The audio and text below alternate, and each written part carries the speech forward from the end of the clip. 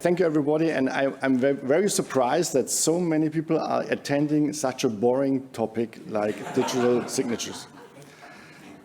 Because I think in the last, I have to remember, 10 years, I always made a presentation every PDF days about PDF signatures.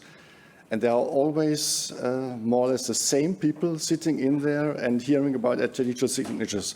I really was wondering, okay, it should be in the head at this long time, but I think it's still a topic where the people say, okay, perhaps we can learn something, perhaps there is something new, or perhaps it will help us in the next months in our work. We will see. The title of my presentation today is Making Digital Signatures in PDF More Usable. And this will be also my last presentation at the PDF days. And therefore, I said, okay, for myself, when I planned this presentation, what should I talk about? And as I told to Leonard when we entered the room, this is also a sort of wish list for me, a Christmas wish list, which could be done or made or improved when using or implementing digital signatures within a PDF. Things we have seen in our real life experience which are missing, which are requested by customers, and where we as the solution providers and also the technicians say, yeah, in principle possible, but there are some problems, so we can build a solution for you, but this will not be exchangeable with other market solutions as well. And one of the big things which brought the digital signature in PDF to us, or to everybody in the market, was that we were able to sign a PDF in a standardized way and to exchange this signed PDF to anybody in the world, and he can then use it and display it and validate it, and then also verify that the signature is valid and again. And I think this is one of the biggest things, so that we don't have a closed shop or a closed world anymore by this usage of standards and implementation. And PDF is, I think, the best format for carrying digital signatures. I know that now the other Office formats like the ones from Microsoft Office or LibreOffice, they are also supporting digital signatures. But to be honest, I've not seen any real-world solution out there in the market who is relying on digital signatures within MS Word or LibreOffice, because you don't know what really happens under the hood, and therefore it's not so easy to do this, and therefore I think PDF is the one and only format to bring you the security about this. The title also implies a little bit that the digital signatures are not so well suited in PDF, because make it more usable. I think, don't get me wrong, it's not the case. I really think that it's the best approach you can have, but even the best thing could be improved, and therefore I just give you an overview about what we have today and what could be done better or could be improved in the solution, and this I think can give you some hints about the future development. Perhaps this will also influence a little bit the development in the working groups or in the market itself. Yes, state of play of digital sign of PDF. What do we have today? Is this enough, or what's on the wish list? I come to some proposals from the community, and I will also just very quickly show you the actual work at the ESI and Cloud Signature Consortium. Both are associations where they deal explicitly with PDF and signing of PDF, and then, okay, is my Christmas wish list what could be done or could be improved in all this stuff. Okay, state of play. It's very well established, and everybody here knows about signing PDF. So you can take any PDF and apply a digital signature to it. And you can also apply another digital signature to it and another, and go on and go on. So this sort of serial signing is supported out of the box with PDF. They have taken care within the specification that this signature is included within the PDF, and that you can even add other signatures as well. There are a lot of specifications and standards who really regulate this, especially if you, for example, apply another timestamp signature to an existing signed PDF, how this is wrapped together and so on. And below you see these both streams. One is the old PDF 1.0, the ISO 32000-1. There we have the references to a lot of RFCs, not to ETSI standards, because they were too new at that time when publishing the ISO. But the new one, the PDF 2.0, there you have the explicit reference to the ETSI, CADES, and PADES standards, or even the SHADES one. So there we have these coming together of ETSI, ESI, and ISO for specifying such type of signing PDF. Just to give you and to throw it at you, that a very short excerpt of the list of standards. It's only a very short one. So there are many, many more. And if you, for example, just take one of them and look at the reference list at the beginning, you were overwhelmed. So then you say, okay, can anybody read all this stuff and then implement it correctly? Yeah. It's possible, but it's hard stuff, and to do this, there is also a mechanism in the moment. At ETSI, they call this a plug test, so that they really go to the public and say, okay, you can send signed documents to this portal, and you make a validation of other signed documents all over Europe and of the members of ETSI. And so we'll get more and more a common view about what is the correct validation, correct interpretation of such signed documents. Yeah, and this is continuing. I can assure you the people are still working. Leonard is working on this actively. So you can expect that this list will grow and grow in the next years even more. It's only with the intent that it's to make the signing more easy to use for you. It sounds a little bit crazy that you need much more and complex standards for this, but that's the way it works in the sense.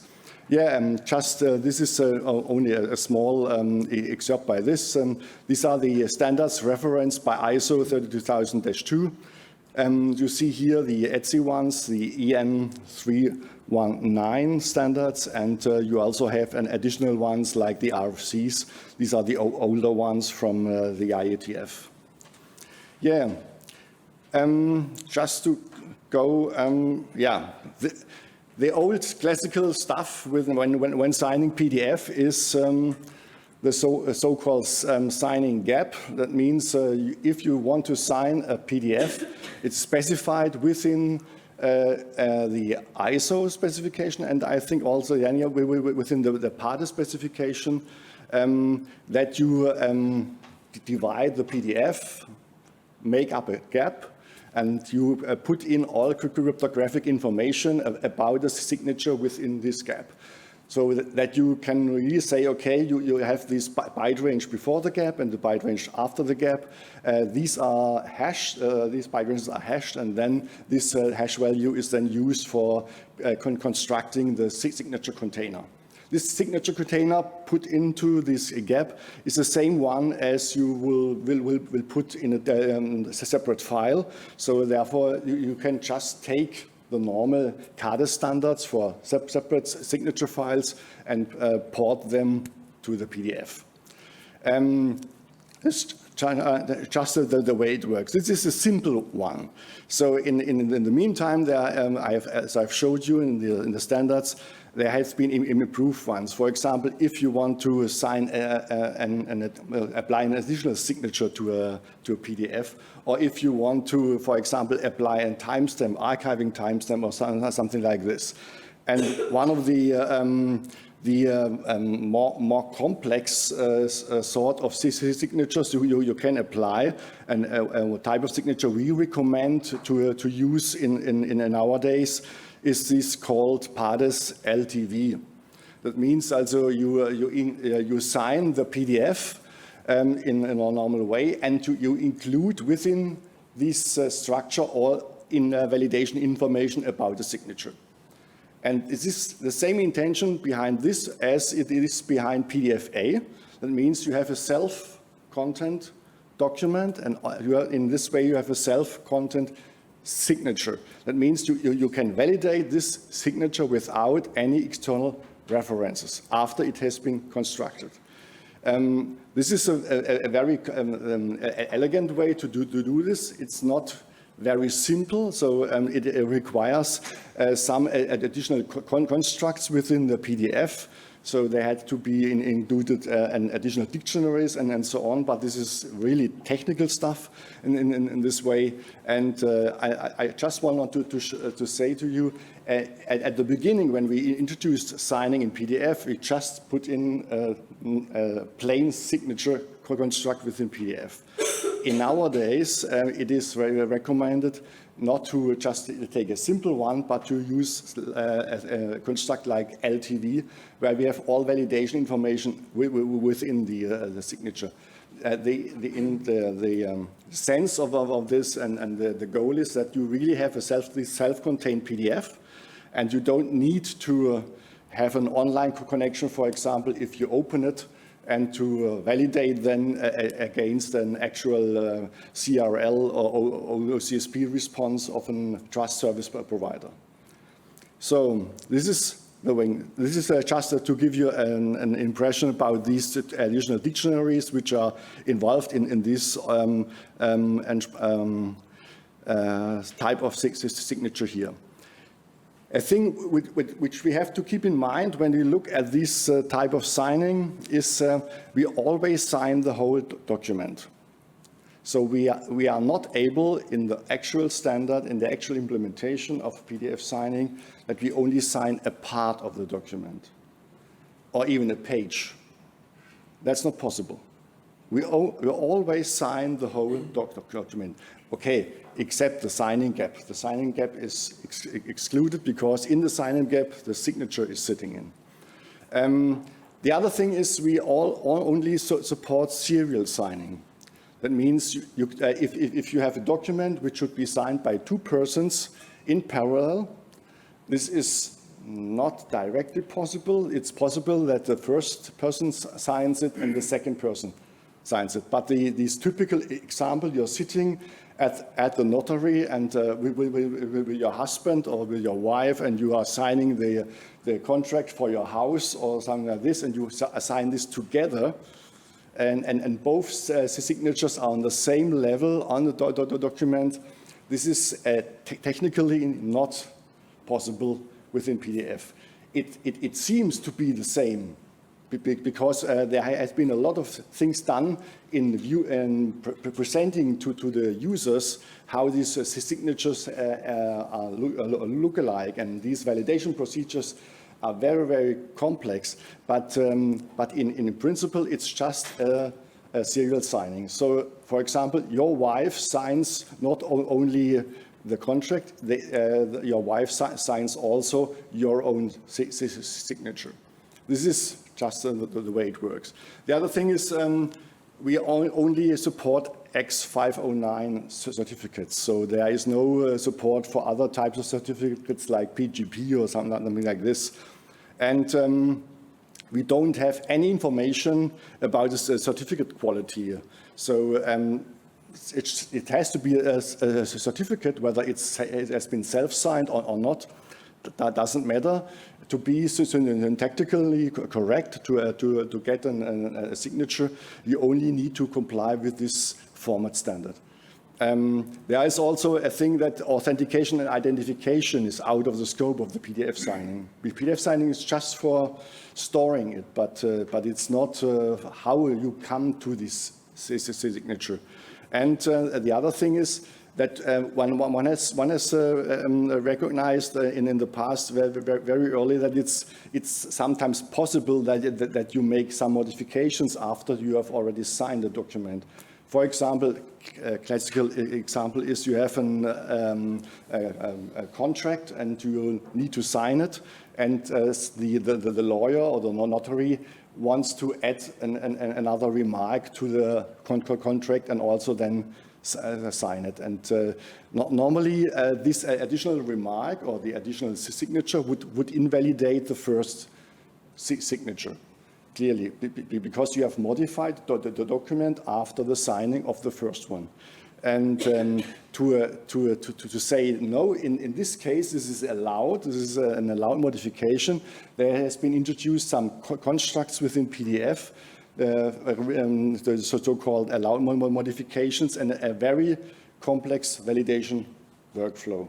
Which will then takes place, and there is an own chapter in the PDF specification dealing with how to interpret such allowed modifications of a signed document. And this chapter is okay. You can take this and implement it, but it's not always very so specific. And as some people here on the conference already said at the beginning, the specification has some gaps or some minor things which could be improved. And there is now work going on. I think this is also work carried out by Leonard within the ETSI framework, that this kind of specification, how to deal with such modifications exactly, so that you can implement it very clean.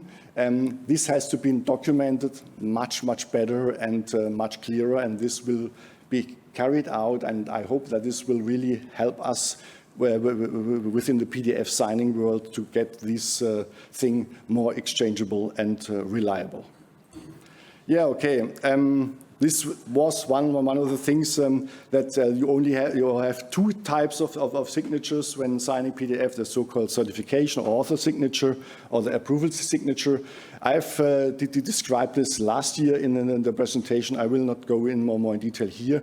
It's just the way that you have to decide which type of signatures you apply, depending on whether you allow later on more modification or not. And this is the thing, if you talk, for example, to a normal user, to a lawyer, okay, is a lawyer a normal user? Yeah, okay, so somebody like this, and how you have to keep this in mind, you have to make the decision at the beginning and so on, and we always say, why do I have to do this? I say, the reason is that this determines the technical flow and the possibility how you can manage the signatures later on. Okay, but I think it's a hard job to really get him to understand this concept, and I think this could be one point where we have to work on to make this better understandable to the user, how this works and so on. Perhaps it's also possible in the future to bring both types of signatures together so that we have this differentiation not anymore. So what's actually going on at ETSI for this to improve this is that ETSI is in the moment mostly involved in revision and updates of existing standards. So there is in the moment not a really new standard underway, and the most important topic at ETSI is in the moment the digital ID and the EU wallet. EU wallet, this is a major topic everybody knows, because the identification of persons and how they can interact with the digital world in the EU. This is the overall topic they are dealing with. And the other thing is also that there are projects underway and standards underway with the specification of validation services. That doesn't mean validation with directly at your desktop within your PDF viewer and so on, but validation services offered by trust service providers. This is a thing we have to keep in mind. As far as I know, there are no direct changes intended at the moment at PADES, and with except the work which is done by Leonard on these extended validation procedures or policies in PADES. Okay. Yeah, at the other part or the other association dealing with signing of PDF is the Cloud Signature Consortium, and there we have a new API specified in the version 2.0, which is a draft specification. The final release is still outstanding, but we expect it to be done within this year. And there, the biggest change will have been that they support not only remote electronic signatures, but also remote electronic seals. So also nothing which is helping us with the signing of PDF in detail. Yeah, okay, and also there, the EU ID wallet initiative is the overall major topic and problem they are dealing with. Yeah, my wishes for this, my last wishes in this proposition are, the first thing is I want to really achieve a sort of user-friendly validation. I had the presentation last year about PDF signature validation, about the pitfalls and about the problems if you validate one signed PDF in different viewers and how they present the results to the user. And one of the major result for me was, okay, it's really a hard stuff for a normal user to interpret these results. Because validation is a very complex thing, and we only see it here, mostly at the PDF Association, as a technical process. I think we have just a sort of lack of view that there are normal users out there who cannot follow what's the difference between approving the identity and proving the integrity or something like this, and why validation of a signed PDF is a two-part process where you have the integrity and the identity, and only if both are valid, then you have the green check mark. And if one of these is not valid, what does this mean? Is this then danger? Is this the devil inside of the PDF? Is there a hacker coming out of the PDF, or what else? So this is a real problem, and most of the support calls we have in our hotline from users are about this, that they get a signed PDF and they get a half green, half red check mark, and how to handle this.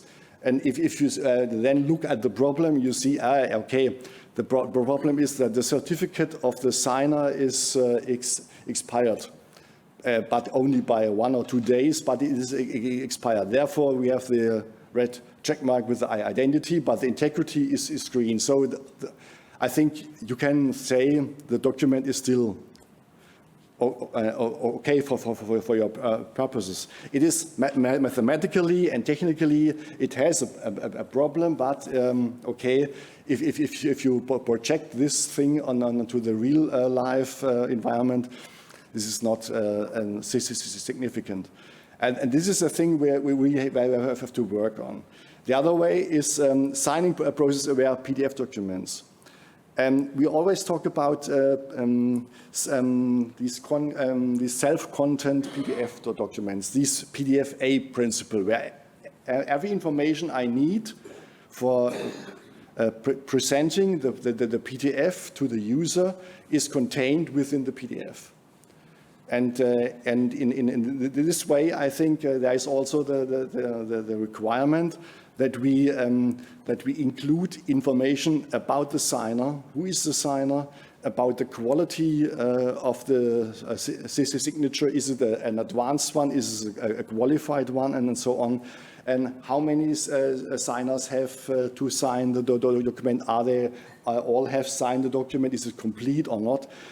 Such information within the document. This would help a lot the user, and would help when you would take out, for example, such a document from the archive 2 years later and say, okay, what happened at that time? Please document, can you tell me the story? And I think this is one thing where also I personally say this would help me a lot. And I've also had a couple of contracts, mostly in paper form, which are done, I think, 2-3 years ago, and then they do store them, you scan them, you store them in an archive, and they have been signed sometimes, but with wet ink. And then you pull them out of the archive, and you ask, what was this story? When have we signed it? Is this really the signed one? Can you tell me who has signed this document? Because you only see perhaps then only a wet ink signature, just a curve of ink, but you don't have a real name by this, or a position or something like that. It would really help you if you could ask the document about this information, and also about for example, the position of the signer at the time of the signing.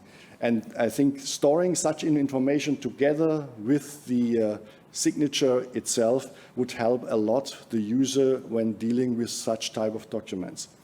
The third one is a very old one. This is a very classical wish, is the support of initialing and notarization.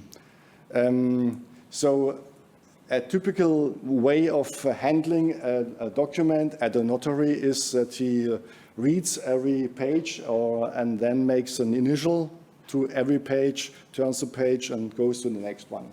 So you can say he signs every page. But such a type of signing is not possible with normal PDF, because PDF always signs the whole document. So when this notary would bring on his first initial to one page, to the first page, and then you would include a signature to the document, this would mean he has signed and initialed the whole document. Because this only, the concept means you always have the whole document. There is no concept of make a part of the document, or even a sort of page structure. This is normal in real world, in paper world, but in the digital world, this is not possible in the moment with PDF. There are some ideas, some approaches from people that they say, okay, you can also, for example, this was, I think, an approach from BFO, you can also think of a 3-page document as to be a PDF A3 containing 3 single-page PDFs. As it means every page is a single PDF. And this is included within a PDF A3 container, or PDF A2 in this way. And the viewer presents such a hybrid PDF to the user as to be one document at all, with 3 pages. And then you can surely apply an initial or a signature to every page without affecting the other ones, because you always sign a 1-page PDF completely. This is in principle the idea behind this approach. The implication is that you need a sort of an addition to the standard which declares such a type of document, and also you need the viewers who interpret this additional construct to be valid and to present it to you. And there has been one example, for example, if you open various PDFs in a macOS preview app, you will see these various PDFs in the preview, in the thumbnail panel left, and it looks at all these various PDFs are in pages of one PDF. You really have to take care and not to see, there are different PDFs, but the viewer presents all these open PDFs to you as like it would be a PDF with 10 pages or so. And this is they have adopted this feature, I think, but Apple didn't surely know about the concept of this.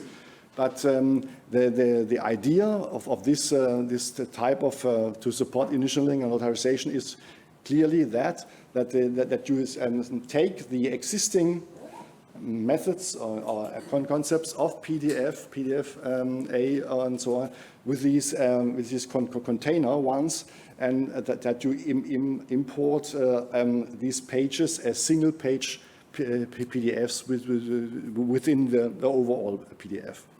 Yeah, and the last wish here was the support of document part signing.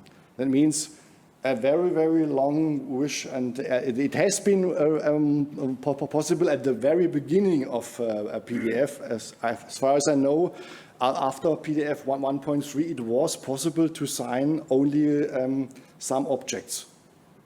That was, I think, this feature was then declared deprecated with 1.6, but because it was too hard to implement.